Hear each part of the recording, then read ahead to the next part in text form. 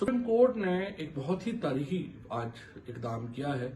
جس سے پہلی بار پاکستان میں رول آف لا کی طرف ایک بہت ہی میں سمجھتا ہوں کہ سبسٹینٹیو پائیدار قدم جو ہے وہ بڑھایا گیا ہے۔ سپریم کورٹ نے اس بات کا نوٹس لیا کہ کس طرح سے جو بڑے لوگ ہیں حکومت میں ان کی خلاف جو مقدمات ہیں ان میں تفتیشی ٹیموں کو تبدیل کیا جا رہا ہے، اس میں من پسند وکیل اپوائنٹ کیے جا رہے ہیں اور جو ایویڈنس ہے اس کے ساتھ ٹیمپر کیا جا رہا ہے، یعنی ریکارڈ میں تبدیلی کی جا رہی ہے۔ ان سارے معاملات کو سامنے رکھتے ہوئے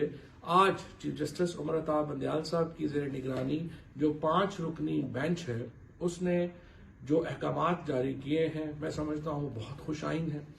ان میں انہوں نے یہ کہا ہے کہ جو تفتیشی افسر ہیں شہباز شریف اور دوسرے مقدمات میں ان کو تبدیل نہ کیا جائے۔